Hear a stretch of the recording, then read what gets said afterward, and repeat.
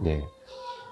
이번에는 어떤 새로운 기술을 배우는 토큰 보드를 통해서 새로운 기술을 배우는 데에 대해서 좀 질문을 주셨어요. 예를 들어서 외출할 때 옷 입는 순서를 익히도록 한다거나 이런 생활 기술을 토큰 보드로 좀 배울 수 있을지에 대한 질문을 주셨습니다. 어떻게 하면 가능할까요? 이게 사실 토큰으로 못할 수 있는 건 없죠. 토큰이라는 것 자체는요, 우리가 제가 많이 설명드렸어요. 뭐 공동주의를 높이는 아주 좋은 수단이고, 권위를 아이에게서 선생님에게 가져올 수 있는 굉장히 좋은 수단이고, 자, 우리가 이 토큰 시스템에서 이 토큰을 뭐라고 부르냐면 간접 강화제라 그래요. 그러니까 강화제예요. 그러니까 아이가 잘했을 때 주는 강화제란 말이에요. 그래서 평상시에 이걸로 계속 얻을 수 있는 것들이 생기고, 그러면 이게 값어치가 생기는 거죠. 우리가 마치 돈을 값어치다라고 생각하는 것처럼 돈은 그냥 금속 덩어리일 뿐인데, 토큰도 마찬가지. 아이들에게 가치가 있다는 게 먼저 인식이 되는 순간, 우리가 토큰의 가장 큰 장점은 아이들한테 강화를 해줄 때 얘가 좋아하는 걸 매번 찾아서 줄 필요는 없다는 거예요. 토큰이라는 시스템을 통해서 우리가 아주 가볍게 줄 수 있죠. 사실 이런 옷 입기, 이런 우리가 이제 과제 분석이라고 하죠. 타스크 어널리시스 이런 단계들로 우리를 하는데, 만약에 한 단계 끝내면 토큰 하나씩 채워줘서 옷을 만약에 입는 과정들이 5개다. 그러면 5개 과정을 따랐을 때 토큰을 다 모아서 원하는 걸 얻게 해줄 수도 있고, 또는 아이들마다 다르겠지만 이거를 쭉 5개를 다 했을 때 토큰을 받는 방법들이 있죠. 자, 여기서는 토큰으로 뭔가를 가르치는 게 아니고요. 이건 강화제로 쓰는 거고요. 여기서는 교수 방법이 사실 달라질 수밖에 없어요. 아이들한테 입을 때는 제가 강의할 때도 많이 말씀드리지만 오류 없는 학습. 이게 되게 중요하죠. errorless learning. 이거는 이제 어떤 교수 방법인데, 촉진을 최대한 준 상태에서 실패의 경험을 없게 해서 옷 입히기를 하는 거예요. 이런 새로운 기술을 가르칠 때는 이런 오류 없는 학습이 매우 중요해요. 그래서 옷 입힐 때 우리가 이 과제 분석해 놓은 이제 그림이, 과제 분석이라는 거 우리가 그림의 순서를 나눠놔서 아이들한테 차례대로 알려주는 거예요. 하나 하면 하나 떼고, 하나 하면 하나 떼고, 뭐 이런 식으로. 떼다가 나중에는 안 떼도 되죠. 뭐 체크도 하는데 나중에 체크 안 해도 되게 순서를 쭉 보고 따라할 수 있게. 자, 그걸 하는데 처음에 우리가 촉진을 다 줘서, 신체적 촉진을 줘서 다 마무리를 했을 때 토큰을 받고, 그 다음에는 나중에 이제 시간이 지나면 부분적 촉진 주고, 그 다음에는 우리가 모방하게 하고, 포인팅하고, 이거는 그래서 뭔가 토큰으로 뭔가 할 수 있을까요가 아니라 토큰으로 할 수 없는 건 없습니다. 왜냐면 이건 강화제니까. 아이가 이게 가치 있다라고 느껴지면 이걸로 할 수 있는 것들은 정말, 네, 뭐든지 할 수 있는 거죠. 그러면 여기에서는 우리가 뭔가 새로운 기술을 가르친다는 건 교수 방법이에요. 그래서 교수 방법에 대한 고민들은 우리가 굉장히 많죠. 뭐 행동 관성이란 방법도 있고요. 오류 없는 학습도 있고요. 우리가 DTT도 있고요. NET라는 상황도 있고, 이제 여러 가지 교수 방법들이 있죠. 그래서 그런 것들을 적용하면서, 근데 여기에서 이제 중요한 건 어쨌든 A, B, C에서 강화를 주는 이 시스템은 토큰 시스템이면 당연히 좋습니다. 만약에 반대로 지금은 뭐 새로운 걸 배우는 상황인데 아이들이 이런 경우가 있잖아요. 뭐 해야 되는데 예를 들어서 한겨울에 옷을 좀 두껍게 입고 나가야 되는데 뭐 옷을 안 입겠다고 떼를 쓰거나 신발을 안 신겠다고 한다거나 이렇게 좀 곤란한 상황들을 토큰 보드로 이 부분도 좀 대처가 가능할지에 대한 질문을 드리고 싶습니다. 네, 할 수 있습니다.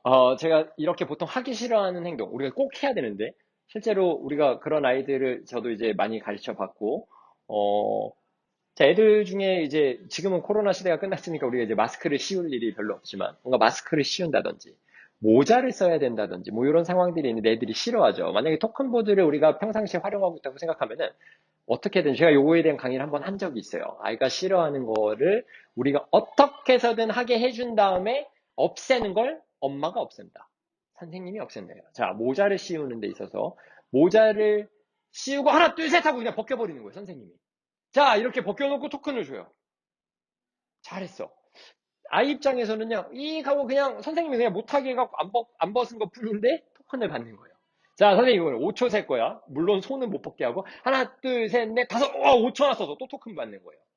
자, 이제 숫자를 늘어내고 요번에는 우리가 이런 이제 블러킹하는 과정들을 조금씩 빼면서 참는 연습들을 시키죠.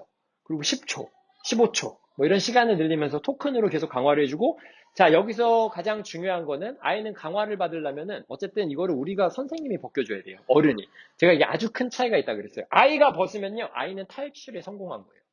내가 엄마가 요구했고, 근데 내가 이걸 벗어 던짐으로써 탈출에 성공했다. 그럼 아이가 벗는 상황이 일어나서는 안 돼요.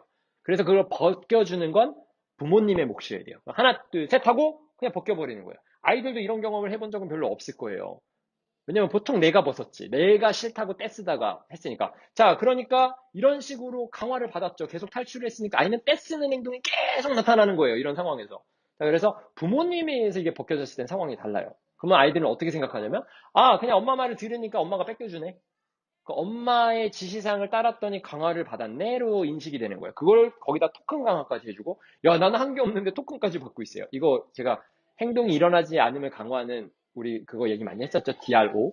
이것도 같이 들어있는 거예요. 자, 그래서 아이 입장에서는 아무것도 하지 않았는데 토큰을 받아요. 그러면 참을 만함이 생기는 거예요.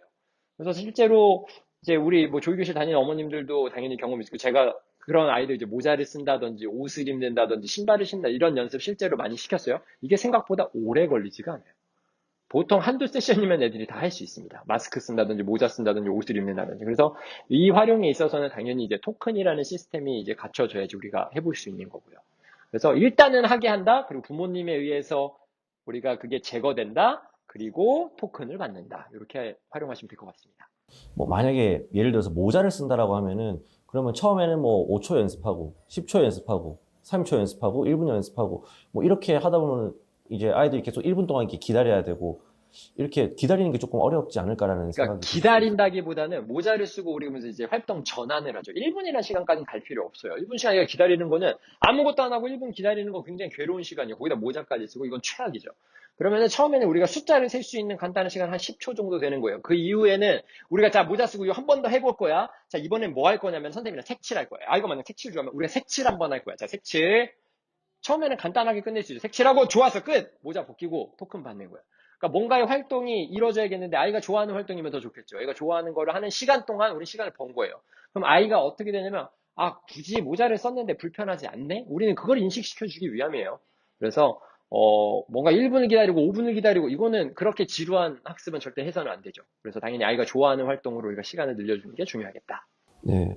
마지막 질문입니다. 좀 비슷한 맥락일 것 같아요. 아이가 토큰보드 어머니께서 시도해 보신 것 같은데 뭔가 자꾸 마음에 안 드는지 하다가 도망가고 자꾸 토큰을 뜯어서 던지기도 하고 그래서 좀 어떻게 할지 길을 좀 잃으신 것 같은데 집에서 할 때 좀 주의할 태도가 있으면 알고 싶다고 하셨습니다. 이게 지금 되게 굉장히 주의해야 될 점들을 말씀해 주신 거예요. 지금 이렇게 나오면 사실 안 되죠. 이게 토큰을 얻는데 우리가 처음에 토큰을 얻는 과정들이 보면 굉장히 쉬운 것들로 요구하잖아요. 하이파이브 시키고 뭐 안고 숫자 세고 자 이게 잘한다고 해갖고 난이도가 너무 급작스럽게 많이 올라가면 안 돼요. 그 아이 입장에서는 그래 난이도가 높여서 기꺼이 하기는 했어. 근데 A 입장에서 아 내가 되게 힘들게 했다라고 생각한다면 이 토큰의 가치가 사실은 올라가야 되는데 그냥 멈춰버릴 수 있어요. 내가 이 정도까지 해야 되나? 그러면 그냥 토큰이 꼴보기 싫으니까 토큰을 던져버릴 수도 있는 거예요. 나 안 할래. 이거 보기만 해도 싫은 거예요. 내가 기꺼이 하고 싶지 않다는 거예요. 그러면 우리는 지금 난이도를 실패한 거예요. 그러니까 토큰을 얻는 데 있어서 아이가 기꺼이 하게 함을 만들려면은 그 난이도를 당연히 낮춰야 되는 거예요. 뭐 하이파이브 시키고 숫자만 세고 일단 그렇게 쉬운 것들로만 해서 토큰은 무조건 가치 있는 거고 좋은 거야를 인식시켜 주는 게 1번이에요. 그러니까 아이가 토큰을 싫어하게 만들면 절대 안 돼요. 이건 무조건 그래서 기분 좋은 상황에서만 하는 거예요. 그래서 뭔가를 가끔 이렇게 하다 보면 어머님들이 뭔가를 시키기 위해서 토큰을 활용하는 경우가 되게 많아요. 그거는 나중에 쌓아가면서 하는 거예요. 초반부터는 절대 그렇게 쓰면 안 돼요. 그러면 우리가 이렇게 하다가 토큰 만약 5개를 쓰면 4개 정도 쉬운 거다. 마지막 5개 정도에서 짤막하게 우리가 새로운 것들을 도전해 볼 수 있겠죠. 요 정도의 기꺼이 할 수 있는 한 거는 우리가 심어줄 수 있어요. 근데 이렇게 아이가 한다는 건 진짜 난이도를 지금 실패한 거예요. 난이도를 낮추시고 다시 리셋할 필요가 있어요. 그냥 아주 간단하게만 해서 토큰 받아서 토큰은 좋은 거야 라는 인식을. 마치 돈 버는 것과 똑같습니다, 여러분.